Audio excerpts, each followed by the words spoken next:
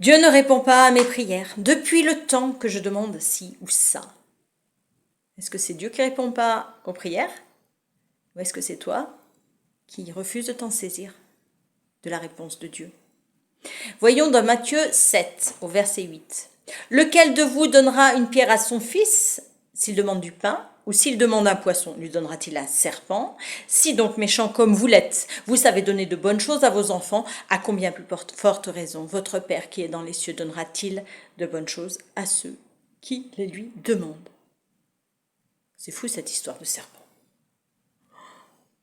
Un enfant, il demande un poisson, et là, il va avoir le sentiment que son père lui donne un serpent, mais c'est effroyable. Mais je me dis, quand même, il se tourne des films.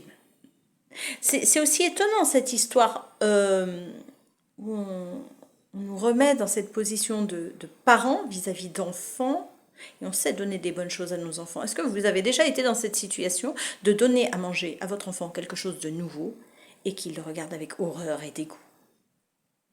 Ça arrive souvent, hein. Mais si nos enfants, si on veut qu'ils grandissent, il va falloir les faire passer de la bouillie à un petit peu autre chose quand même.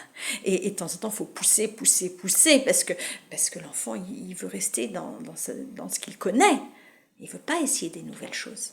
Et bien avec Dieu, c'est pareil. Et Dieu veut nous voir grandir, il veut nous voir devenir adultes. Et pour ça, il nous propose petit à petit d'élargir un peu notre espace. Elle est là, elle est pour ça, cette parabole. Elle dit, faites-moi un petit peu confiance. La vie va vous apporter des trucs où des fois, qu'est-ce que c'est que ça? Deux solutions.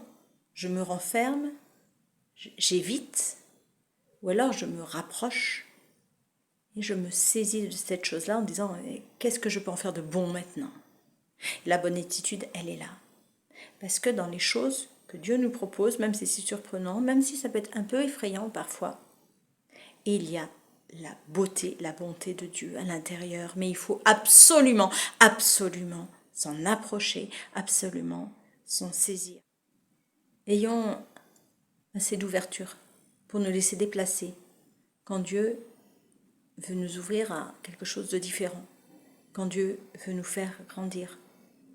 Acceptons ce défi de grandir par l'aide de Dieu.